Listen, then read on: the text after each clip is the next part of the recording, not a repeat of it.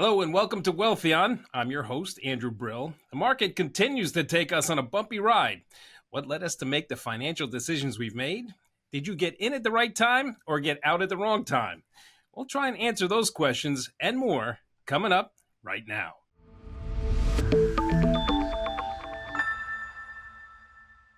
Our mission here at Wealthion is to help all of us keep and grow our money. But Wealthion's not just a channel, it's a conversation with you, our community. So please keep the feedback coming. If there's anything you would like us to talk about or someone you'd like to hear from, let us know. And if you could like and subscribe to the channel, we'd really appreciate it.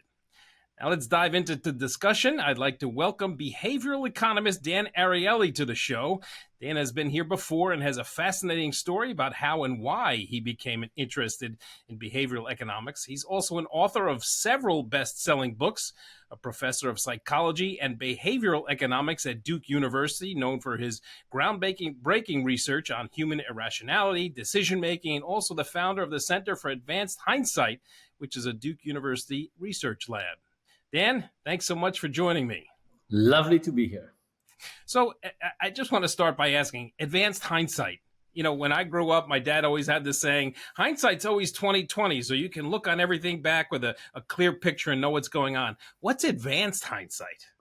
So we call the Center Advanced Hindsight slightly in jest, of course. But the other thing is that it's a reminder for ourselves against the protection of exactly what you said. That we find something and we said, oh, we knew that all along, or something happened and we say we knew it all along. And you know, this hindsight is not just about the past. It's really something that is holding us back from learning new things. Imagine I asked you, Andrew, if I asked you in 2000, what would be the value of Tesla in 2024? What would you have said? You know, it's very hard to go back and ignore the amazing success of Tesla in the stock market in these years.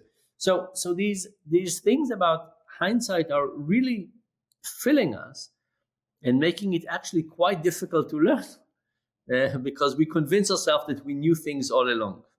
So explain to me, you know, times change, situations changes, and look, our country, the stock market, all our economy, all evolving. Yet we look back and we say, okay, this is how things were. This is how the Fed handled it. This is how, you know, we control interest rates to control the economy, all this stuff.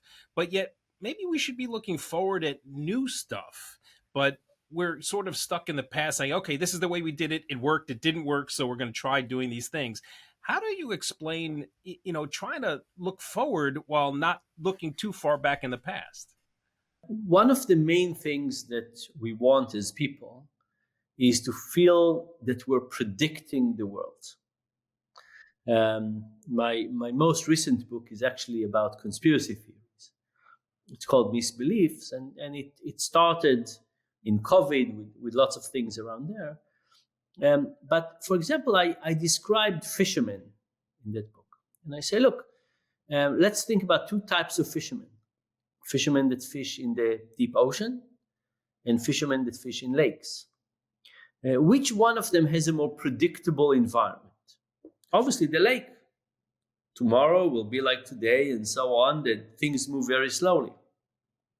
The ocean changes dramatically. And then I ask you to think about which type of fisherman is more likely to have superstitions. Of course, the ones in the ocean. Why? Because they need a story to try and feel that they're in control. Now, that story doesn't change control, but it creates a feeling of control. And the stock market, especially now, I think it's like fishing in the deep ocean. Very unpredictable. Things are moving very much. And a lot of these stories are not that correct, but it's stories that we're looking for as a way to explain to ourselves what is going on. Now, would we be better off financially if we could abandon those stories and actually create a new story? Maybe. I think so. Highly likely. But would we lose some of our psychological comfort? Yes, as well. So these stories are fulfilling two things. They're trying to help us predict, but they're trying to give us a feeling of control as well. And that's helpful psychologically, but not financially. So, how do you explain the uncertainty today? There's, and I guess it's different socioeconomic groups that are involved in that. We worry about, okay, the Fed's going to do this, the Fed's going to do that, when, we're worried about putting food on the table or something that we actually want when we need the food to survive. But, well, I wanted that big screen TV. I'm not sure I can afford it. So behaviorally, the economic situation we're in with spending is a little irrational. So how is that explained? So, there's one way to be rational, and there are many ways to be irrational.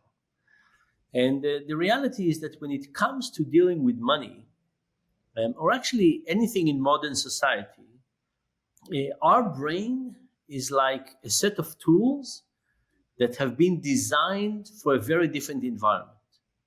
Like, we have been evolutionarily designed to deal with an environment with tigers and jungles and all kinds of other things. And fast forward to today, we have a very different environment, but we have the same old tools. And maybe those tools were good fit for our history, but they're not good fit for now. But this is all we have. So we're trying to deal with these tools that are not fit for the job, but that's what we have. Another question is, what kind of mistakes do we do it? How does it change across people? So one very interesting finding is something that is called scarcity mindset. What's a scarcity mindset? Imagine somebody who is preoccupied with something. You can think somebody who has an ailing parent, or somebody who lost their job, or you can imagine somebody in chronic poverty. If you think about people in chronic poverty, they are preoccupied all the time with, will I be able to pay this bill? And will I be able to buy dinner? And are they going to cancel my health insurance, and so on? And what the results show is that when people are preoccupied with those thoughts, their mental capacity available for other things is reduced, and reduced by quite a lot. So are those people have less IQ? No. But do they behave as if they have less IQ? Yes, because part of their mind is dealing with something else. And when we have financial uncertainty, we're actually functioning at a lower performance level. The other thing to understand is that there are two types of stress in general. There's predictable stress and there's unpredictable stress. So predictable stress could be, gee, I'm so busy, I have lots to do, I'm not sure that I'll finish my to-do list today, right? Like, it's stress, but it's not stress I don't understand the world, it's stress I don't know how I'll have time to do all of those things. That's very different from the stress of the fishermen in the deep sea that say, I don't understand where these things are coming from. I don't understand what is happening. And the reality is that we have a lot of stress of the second type these days. Of course, we had lots of it during COVID. What is this virus? Where did it come from? Lab, not lab? Why did they shut the whole world? Are vaccines working, not working? What is going on here? We haven't recovered fully from the stress of COVID. And now we have lots of new stress. So, for example, when I talk to students on campus, they ask me, they said, with these new AI technologies, are we going to have jobs? What kind of jobs, by the time we graduate, will not be there? Like, think about how comforting it is to know that you have a career path, and if you want it, it will be there for you for 30 years. And think about how stressful it is to basically say, I'm studying X right now. I don't know if by the time I graduate and I finish all of this effort, if X will be at all needed, or maybe a different version. And then, of course, we have other things that create stress. What's happening with Russia, what's happening with Iran, what's happening with the Houthis in Yemen, what's happening with polarization, the political polarization, what's happening to truth, who can we trust. Right. So we're stressed. Like, and if you ask the question of whether this is a good environment to people to make good financial decisions, the answer is no. Now, there's one other curious thing. If we have stress, what is our natural inoculation for stress? And the natural inoculation for stress is resilience. You ask yourself, how much stress can I take and not lose thinking ability and not lose control? It really is a question of how much resilience do we have. And right now, we are not only experiencing lots of stress, we're also experiencing all-time low in terms of resilience. Why? Our social networks have changed. Right? If you think about what is resilience, is to what extent can you count on people around you to pick you up if they needed to? If your house got burned down, would somebody give you a bed? If you lost your job, would somebody help you out? If you had an ailing parent, would somebody take over and help out? We have replaced real friendships with social media. We are spending less and less time with our social circles. We're spending more time in the nuclear family, but less time with our broader social circle. And on top of that, there's interesting research showing that as income inequality increases, resilience goes down. Why? Because if you live in a particular neighborhood and financial inequality is increasing, you're less likely to ask for help. So with a high time of stress, low resilience, very bad conditions for good financial decisions. So you'd recommend people just hold on, just, you know what, let the dust settle, take a step back, take a deep breath, and, then maybe make your financial decisions. Time is valuable and compound interest is important. So I don't necessarily think that we should wait for the dust to settle. But I think it's a point where we should doubt our own intuitive decisions, and we should ask for help. One of the fascinating thing about financial decisions is that people are not comfortable talking to their friends about financial decisions. Right? People don't like to say, how much do you make? Right. What's your debt? How are you managing? What's your insurance? But the reality is that there's this huge asymmetry of information. We ask people for recommendations for restaurants and books.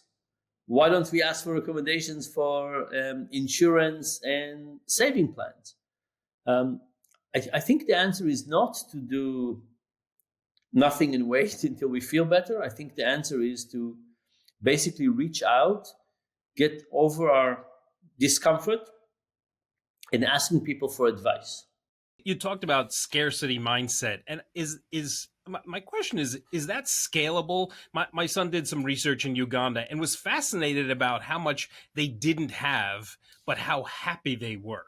And you come here and you find you obviously run the scale of where there are people who don't have a lot. When we say they have a roof over their head, they have food on the table, but they don't have the luxuries that a lot of us would say, oh, those are luxuries. But then there's people who have all these luxuries and have money, but yet they are as stressed as anybody. So is that scarcity mindset, thinking like, oh my God, I have all this money, but it's in the market, I might lose it all?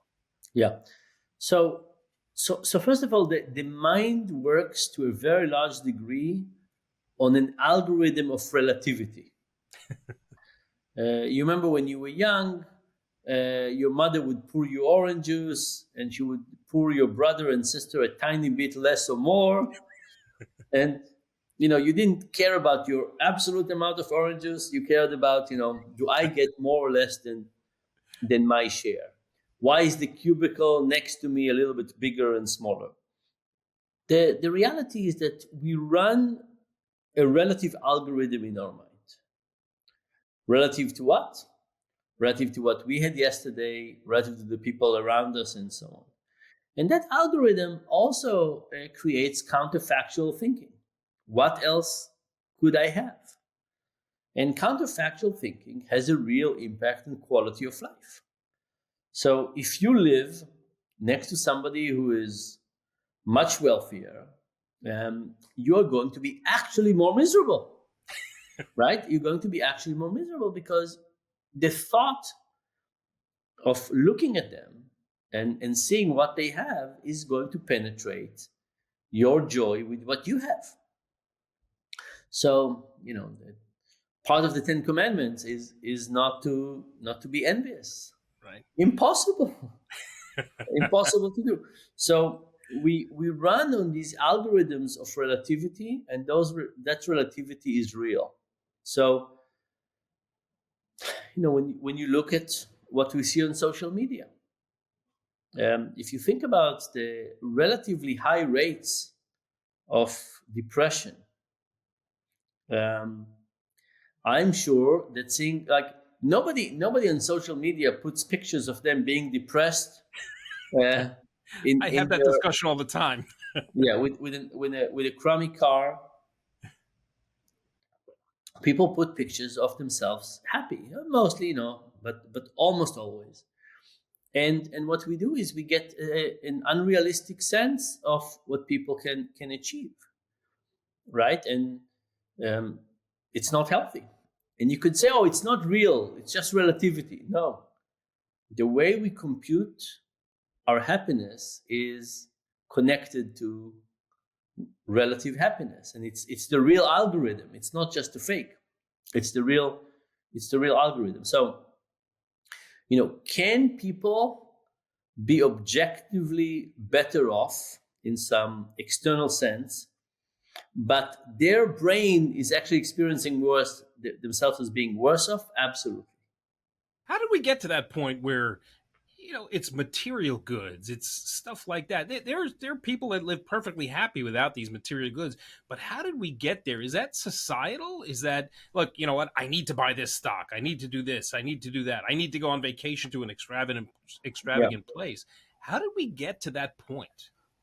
So first of all, let's also remember that there's some good things about that, right? Yes, we're pursuing all kinds of things that might not be ideal, but the world is incredibly complex and incredibly interesting, and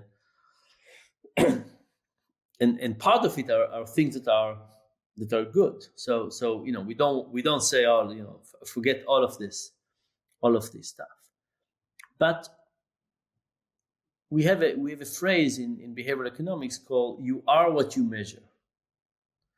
And think about something like frequent flyer miles. The goal of life is certainly not to maximize your frequent flyer miles. The goal is to maximize some happiness in some general abstract way. But guess what? Happiness is hard to measure. Frequent flyer miles are easy to measure. Right. So often what we do is we measure what's easy rather than what's important. Or think about relationship between spouses. One spouse is funnier. One spouse is kinder. One spouse is more generous. One spouse makes more money. From all of those things, which attribute is the easily quantifiable attribute? The money. The make more money. The make more money has decimals, right? Think about the level of precision. So when we look at the power relationship in a couple, it ends up being way too influenced by income than by who is more generous or kinder or something else. Easy to measure, therefore it becomes something. So material goods, your question was, how did we get there? So the reality is that we are relative creatures, as we said. So think about the tail of the peacock. The tail of the peacock, it's called the handicap principle.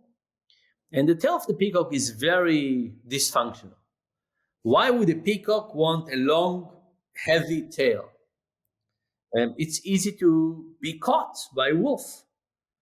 In fact, if you take young peacocks and you stitch longer tails to them, they get eaten quickly because the tail is really making things harder for them.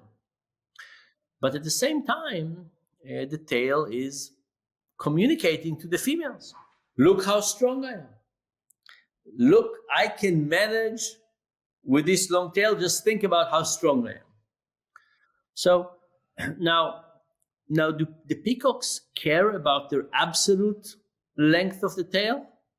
No, they just care about the relative length. I want to have my tail slightly longer than your tail. That's it. That's all I care about. But of course, we all want that, and there's a competition for this thing. The same thing with relativity and happiness and communicating things to others. These are just very natural instincts that are built into us.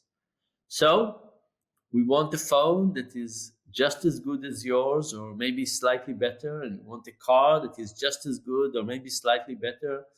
We want to communicate it to ourselves. We want to communicate it to other people, and that's how the world continues. So I once saw a quote saying that he who dies with the most money wins, but you can't take it with you, so it doesn't really matter. Yeah. But I want to get back to the market a little bit and the interest rates, and the Fed. Is there a behavioral component to their decision making? We know that they look at all the data, they look at all the charts, all the graphs, and all the indicators. But is there something saying, look, you know what, the Fed's trying to get our inflation down to 2%. Now I've just read and listened to the thinking that maybe they're thinking, maybe it could be 2.5%. And what's the behavioral component of their thinking, do you think? So first of all, I don't want to predict their particular way of Right. thinking. But there is things like consumer confidence that is actually a very important input, because when we think about rates, rates are basically supposed to drive behavior, right? They expect changes in behavior to rate changes, and if they didn't think so, they wouldn't change the rates, right? So it's a way to try and drive behavior. But of course, people don't react directly to the rates. It's an indirect reaction. So, for example, in a case of a war, people have a very different attitude to life.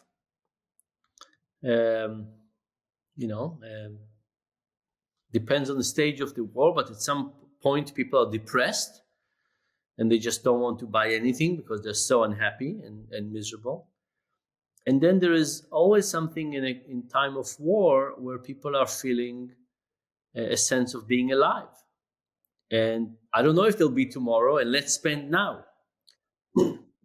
If you think about the cycle of a war, it's usually start with the depressed thoughts. And then at some point people say, I'm alive, life is precious, let me not worry too much about the future. Now, I'm giving this as an extreme example because it's the same physical thing. There's a war, but the psychological reaction to it is very different. And therefore, the interest rate reaction should be very different. So, it's a very coarse measure, inflation.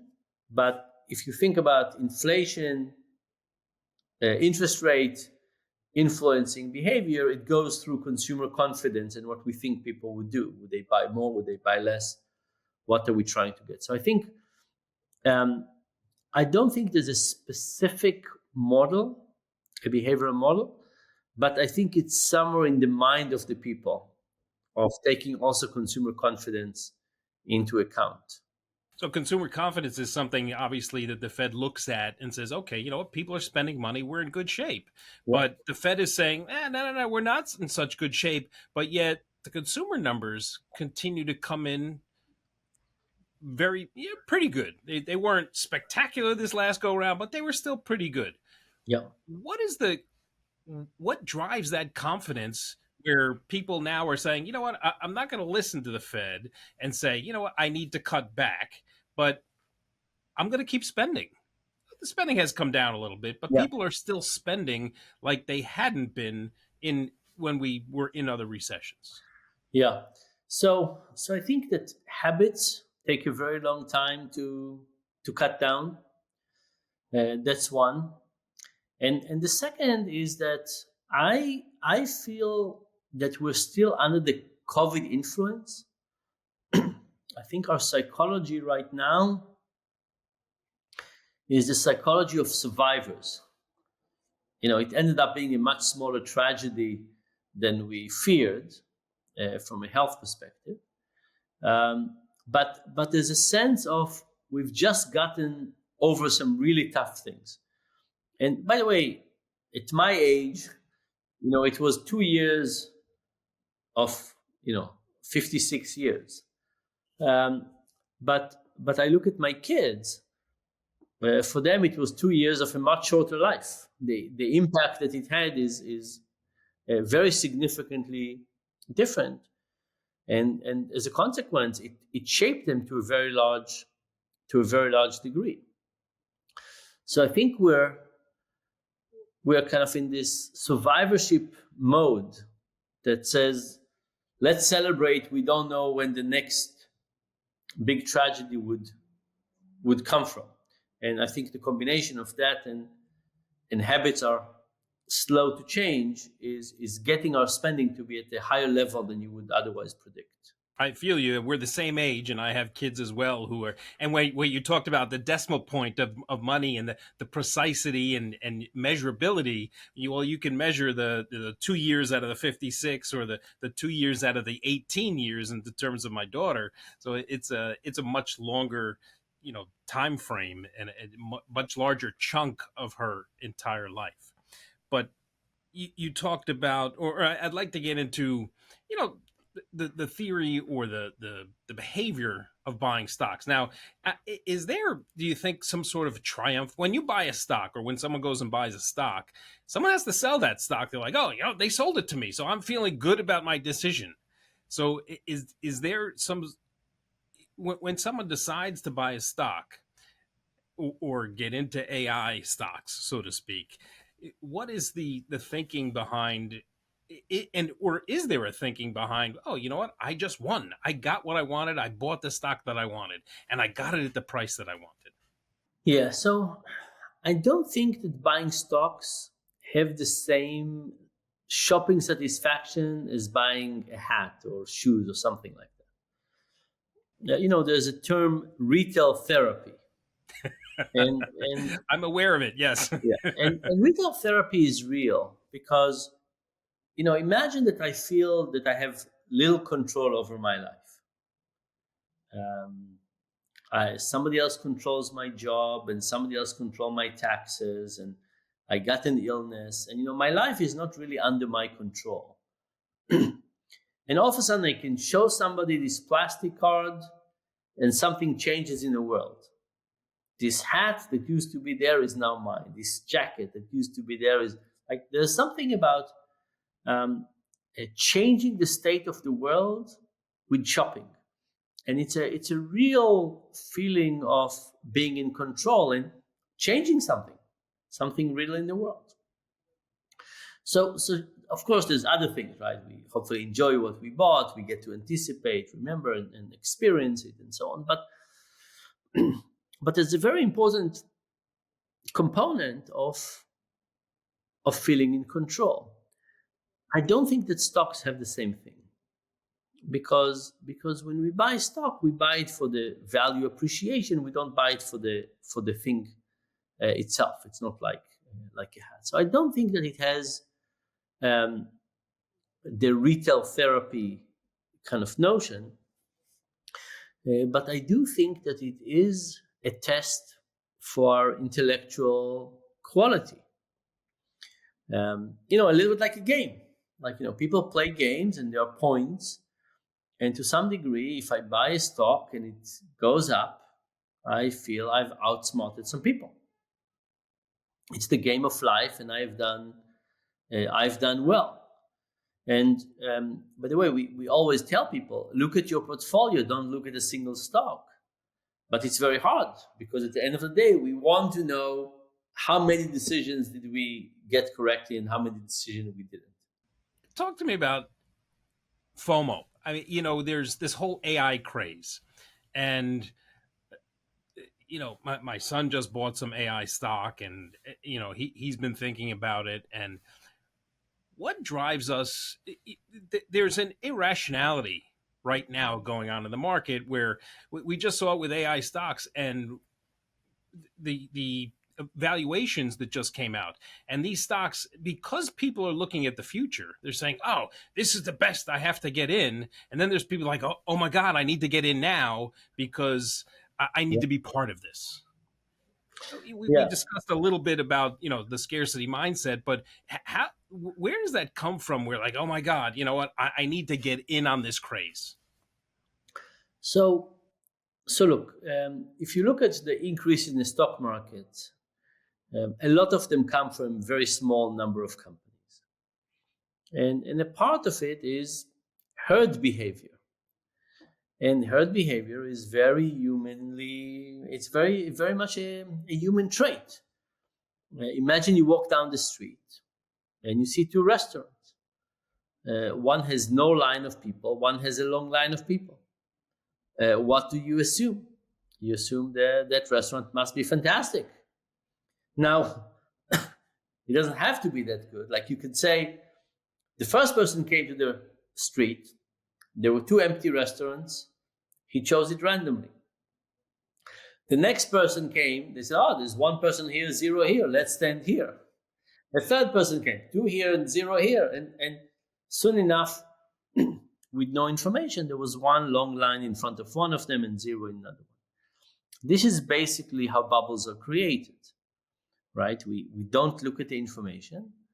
We look at the number of people who are following something, and we assume that there is knowledge behind it, but it doesn't have to be. And if you think about it, a lot more financial reporting is not reporting about fundamentals. It's reporting about this price is increasing, and they imply that this is a good idea, right? They imply, oh, everybody's doing it. Also in general, we have this instinct toward what is called social proof. We see what other people are doing and we think that's the right thing to do. and sometimes it's a reasonable strategy. But one of the easiest things to create in the lab is to create bubbles on the increase and on decrease. We are just herding animals. We look at what other people do. We assume that what other people are doing is the right thing. Like, think about AI. Sounds amazing. Little scary, but amazing. Little scary, but amazing. Some of the images, some of the videos, some of the things, certainly occupying a lot of our mindset. A lot of the news, a lot of the media, we think about it, we worry about it, and so on. So now that it's very popular, news about it push things up, and we follow the news, and we say, what are people talking about? Only AI, only this, more coverage gets more interest, more coverage, and so on. So there's certainly a bubble of information and caring and interest and investing with it. By the way, the same thing goes on the downside. When downside starts, people also report about it more. I mean, it has the same kind of cycles. Now, some bubbles are justified. And I think, is a real revolution. But but the reality is that a model that just relies on the fact that other people are doing it and therefore it's a good idea is not the right model. We should try to, even to ourselves, create some kind of notion of what are the fundamentals that we care about, and use that as a gauge of what's a good buy and what's too expensive. So basically, don't follow the crowd. Do your homework. I would say follow the crowd to figure out what you should do homework about. But of course, some of those things are self-fulfilling prophecies. If the crowd is coming and you buy at the right time, and other people follow, you have a good chance to get something. Um, but yes, I think long-term strategy, following the crowd, is not the right approach. I wanted to ask you about housing a little bit and mortgages and the thinking. Right now, because interest rates are higher, the Fed's kept them higher, mortgage rates are higher, home buying is less. But now if we look to the past, mortgage rates at one point were 13, 14, 15%. So it looks like buying a house now is cheaper, but 5, 6 years ago, interest rates are 2.5, 3%. Yes, sir. So behaviorally, how can we convince ourselves, okay, you know what? I need a house. I'd like a house. I can buy today and I don't have to wait because rates could go up, Yeah. rates could go down. How do I find it within myself, or behaviorally, how do I say, okay, you know what? I can be happy here? Yeah. So first of all, this goes back to the notion of relativity. Is 5% high or low? Depending if it went down from 13 and came up from 2.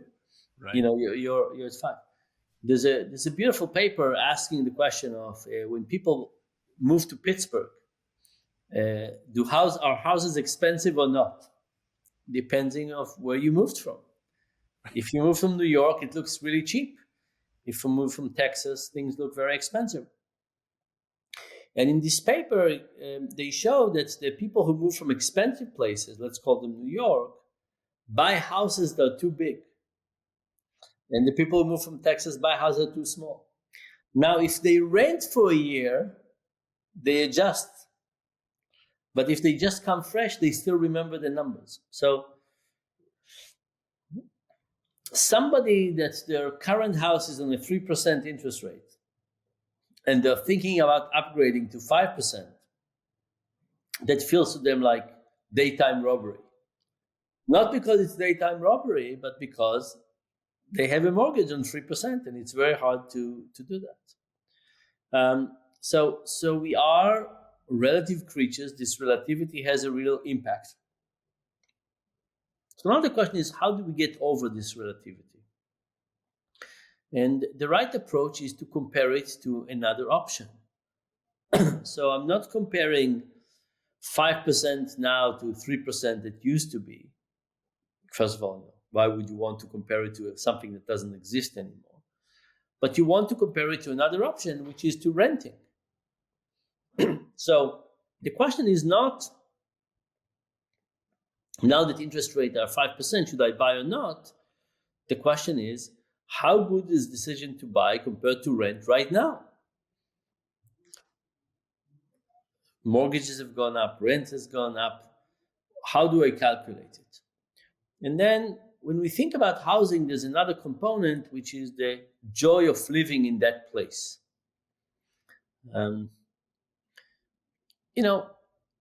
Yes, housing is a financial investment, but it's also a quality of life investment, unlike stocks.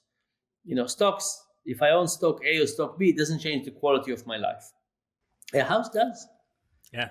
And I think that people should look at houses as a mixed purchase, saying, yes, I want the value of this house to go up, but I also want to wake up and feel joy of living. So imagine you're a family and every year you spend $10,000 on a vacation. Could it be that you would be better off spending 5,000 on a vacation and 5,000 more on mortgage, because your joy of living in the house would be higher? But when it comes to housing, I think often people think too much about the investments and not enough about the quality of life. But it's a mix. It's a mix, and we should think about it as a mix. So there's an opportunity cost, behavioral opportunity cost to buying that house or doing something else with that money. That's right. And in these days, many of us spend more time at home. Some work from home. Our spouses work from home. Our kids spend more time at home. So this question is becoming even more so a question of quality of life. One last question, Dan. Do you see any behavioral issues due to the economy that you've noticed that have popped up? I think a lot. As we said, we have these tools that are not fit for this modern life. So, for example, we see that when we move from cash to checks to debit cards to credit cards to touchless systems, people end up spending more money. As you move to things that have less attention and memory, people don't remember how much they spend, and they think they haven't spent anything. So lots of things in that regard. We see a lot of waste, especially food waste. We see dramatic changes in the ways people get food delivered since COVID. A habit that we acquired that is both not very healthy and a bit expensive. But if you ask me, what do I think are kind of interesting trends moving forward, I'll describe two that I think are interesting. One is, usually our financial system is designed for individuals. Yes, you can have a joint checking account, but it's really a one-person checking account with another person joining. And there's a couple of interesting efforts out there to say, how can we get people to start thinking together about their money? Basically, we have two questions. We have how much do we spend now versus spend later, what we call savings, and on what do we spend now? Do we buy a new car or do we buy phones? And there are cases in which making decisions together as a family or as a couple is better. So can we design a financial system with people together would make better decisions than they make separate? Plus, can we get people to fight less about money? And people fight a lot about money. The other thing that I'm personally involved with, and because of that I'm a big fan of, is in the last 7 years we have tracked how companies treat their employees and how the employees feel about the company. And we looked at the resulting stock market return as a consequence of that. And it turns out that there are things that companies do that doesn't change much stock market performance. For example, health benefits don't change much. Retirement benefits don't change much. Salaries don't change much. Furniture doesn't change much. But there are some things that companies do that has a real impact on stock market return. For example, do employees feel appreciated? Do they have a good relationship with their direct boss? Do they feel aligned with the company? Do they feel psychological safety, that they can say what's on their mind? Do they feel that bureaucracy is low? And we call this human capital. And what we've shown is that companies that have high human capital do perform better. And in an ideal world, I want companies to start quantifying human capital. It's kind of funny when you think about it, but a company who buys a warehouse, it's an investment. A company that invests in its people, it's a cost. I want companies to start being able to invest in their employees and think of it as a capital expense. Maybe amortize it over a few years, and that I think is quite interesting, because there are a few cases out there where it's a win-win, and I think finding out which companies treat their employees well, investing in them, is kind of a win-win. It's better to invest in those companies, and these companies deserve our money, and it's good for the employees, it's good for the management, it's good for the shareholders. So for me, this notion of thinking deeply about companies, when you say, oh, company X or Y, are they going to do better or worse? Should I invest in those companies? I think to the extent that we get deeper into those companies and we start reasoning about why, why do I think that company X would do better than Y? One of those things I think will have to be human capital. If you ask the question of what's driving any company forward, it's the people.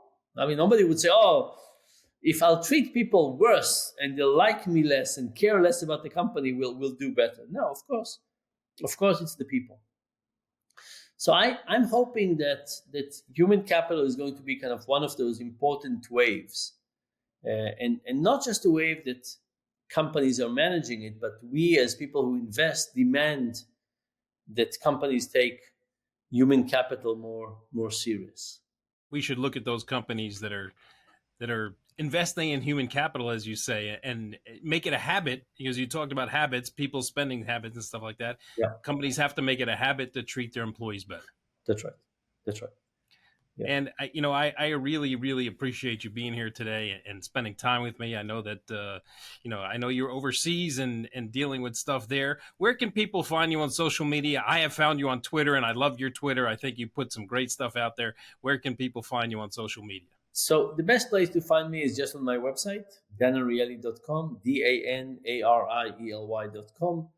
And then I'm on all the standard social medias. These, as you said, are complex times. But, complex times call to all of us to think differently about what it is that we're doing. Where is stress coming from? Where is resilience coming from? What are we not doing well? What should we modify? So hopefully these tough times will also hopefully come up with some good residue of reflecting better about where we are and hopefully making better decisions. Absolutely. Your most recent book is Misbelief, and you have a blog too. Where can we read your blog? Also on my website, there's a blog, and there's also a podcast with only 8 episodes, but there's a podcast with 8 episodes on resilience, where I myself was badly injured. This Right. is why my scars. So I went and spent a day with people with different injuries and tried to understand where they drew their resilience and success from. So it's also on the website. Excellent. Well, that's a wrap on another discussion here on Wealthion. Thank you for joining us and joining me with Dan. If you need help being financially resilient, please head over to Wealthion.com. Sign up for a free no obligation consultation from one of our vetted registered investment advisors. And remember to follow us on social media for the latest news and information to help you invest wisely. Thanks for watching. And until next time, stay informed, stay empowered, and may your investments flourish.